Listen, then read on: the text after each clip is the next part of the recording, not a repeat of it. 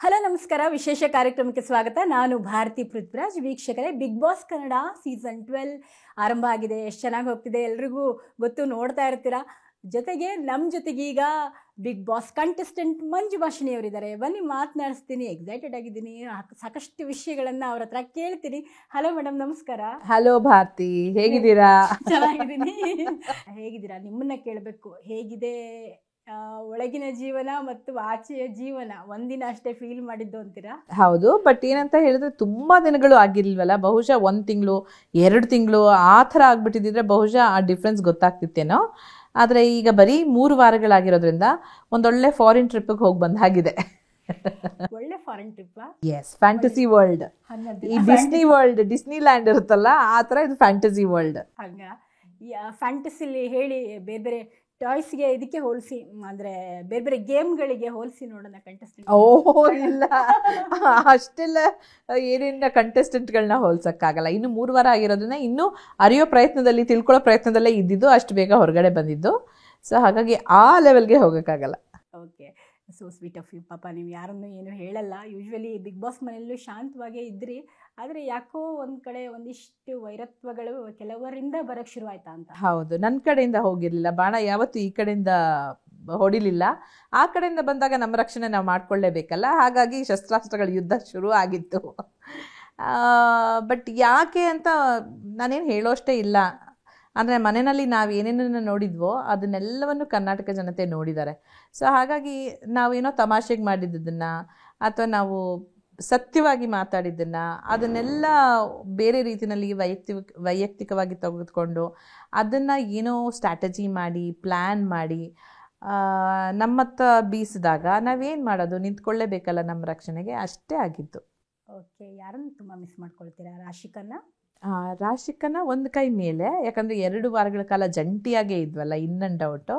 But ಮಿಕ್ಕಿದವರೆಲ್ಲರೂ ಅಷ್ಟೇ ಆತ್ಮೀಯರಾಗಿದ್ದರು.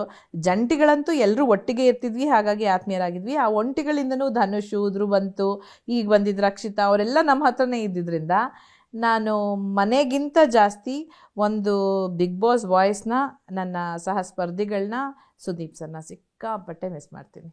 Okay, ಮಂಜು ma'am, ನೀವು entry ಕೊಟ್ಟಾಗ 3 ವಾರಕ್ಕೆ ಹೊರಗಡೆ ಬರೋ ಕಂಟೆಸ್ಟೆಂಟ್ ಅಂತೂ ಅಲ್ಲ ಅಂತ ಅಂದ್ಕೊಂಡಿದ್ವಿ. ಏನಾಯ್ತು ಅನಿಸುತ್ತೆ?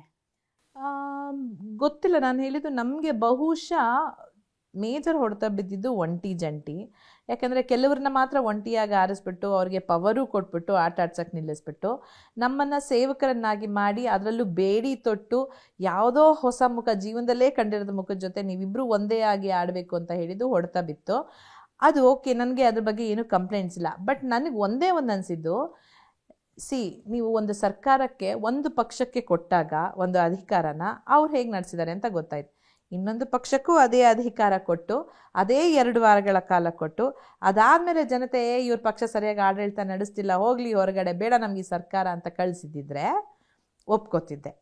ಬಟ್ ಅಷ್ಟು ಚಾನ್ಸ್ ಸಿಗಲ್ವಲ್ಲ, ಅದೊಂದು ಬೇಜಾರಿದೆ. ಒಂಟಿಯಾಗಿ ಸ್ವಲ್ಪ ಟೈಮ್ ಸಿಕ್ತು ಅಂತ ಹೇಳಿ, ಒಂಟಿಯಾಗಿ 1 ವಾರ, ಅದರಲ್ಲಿ ಇನ್ನು ನಾವು ಕಣ್ಕಂಡು ಬಿಡ್ತಿದ್ವಿ. ಜಂಟಿಯಾಗಿ ಹೊರಗಡೆ ಬಂದಿದ್ದ ಆನಂದ ಒಂದು ಕಡೆ, ಆ ಸ್ವಾತಂತ್ರ್ಯದ ಆನಂದ ಒಂದು ಕಡೆ, ಜೊತೆಯಾಗಿ ಈಗ ನಮ್ಮನ್ನು ನಿರೂಪಿಸ್ಕೊಳ್ಬೇಕಾದ ಸಮಯ ಅಂದಾಗ ಒಂದು ಟಾಸ್ಕ್ ಬಂದ್ಬಿಡುತ್ತೆ. ಸೋಮವಾರ ನೀವು ಫೈನಲಿಸ್ಟ್ ಆಗೋಕ್ಕೆ, ಅದು ಎಷ್ಟು ಜನಕ್ಕೆ? 13 ಜನಕ್ಕೆ, ಅದರಲ್ಲಿ 2 ಹೊರಗಡೆ ಉಳಿತಾರೆ. ಅಂದರೆ ಉಳಿದಿದ್ದ 11 ಜನಕ್ಕೆ ನಿಮ್ಮನ್ನು ನೀವು ಪ್ರೂವ್ ಮಾಡ್ಕೊಳ್ಳೋಕ್ಕೆ ಇದೇ ಕಟ್ಟ ಕಡೆಯ ಅವಕಾಶ ಅಂದ್ಬಿಟ್ಟು ಒಂದು ಫಿಸಿಕಲ್ ಟಾಸ್ಕ್ ಕೊಟ್ಬಿಡ್ತಾರೆ.